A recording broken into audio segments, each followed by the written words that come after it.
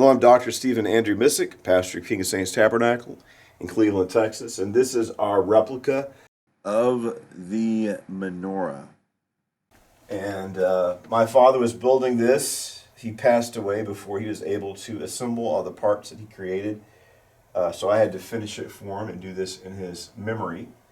And this is the only full-size, biblically and accurately accurate replica or model of the menorah on earth. Now, this is made out of resin, so it's not made out of the actual gold the way the original menorah was. Now, there is a menorah in Jerusalem, solid gold, that was made by the Temple Institute, but the Temple Institute ignores the instructions of how to build the Ark of the Covenant in the Torah. They follow rabbinic tradition instead.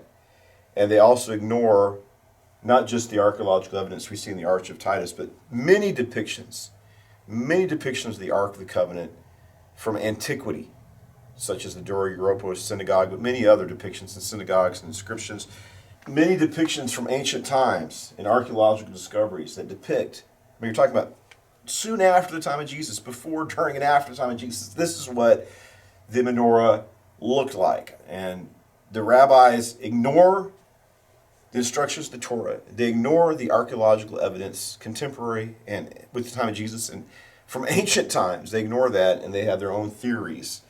And it's a beautiful menorah, the Temple Institute, but it's not biblically accurate and it doesn't reflect archaeological evidence either. But this is based on the most ancient and best evidence we have, and it also follows the instructions of how the Torah, how God through Moses told the Israelites to build the menorah like this. Of course, a lot of rabbis want to dispense with what God says and do it their own way, but we have to do it not the rabbinical way, we have to do it the way of the Torah, the way Moses said to build the menorah, and the evidence from antiquity and archaeology, not from medieval rabbis. Let's go to the oldest and best evidence. And so this menorah represents that. And it's like I said, it's the only full-size, accurate model of the menorah on earth. It was built by my father. The parts were, and I assembled it and finished it. But what I want to talk about the menorah right now is that during the time of Jesus, during Sukkot, you would have menorah lighting ceremonies. That was a part of the celebration of Sukkot, would be to take the menorah, and this holiday is not associated, or this practice of the holiday is not associated with Sukkot anymore. It's associated with Hanukkah. So in Hanukkah, you have a lot of Jewish groups which will prominently display menorahs, and you have the lighting of the menorah ceremonies to celebrate Hanukkah. But so where did this practice come from? It came from Sukkot. If you read 1st and 2nd Maccabees, it describes the origin of Hanukkah. And the story in both 1st and 2nd Maccabees is that the Maccabees were fighting for the liberation of the Jewish people against the Syrian Greeks. And they state that they finally liberated the temple. The temple where the Greeks, they profaned it. They sacrificed a pig on the altar. So they just disassembled the altar and built a new one. They just brought ruin and desecration to the temple. So they had to cleanse the temple, and then they had to rededicate. That's what Hanukkah means. It means dedication in Aramaic and in Hebrew.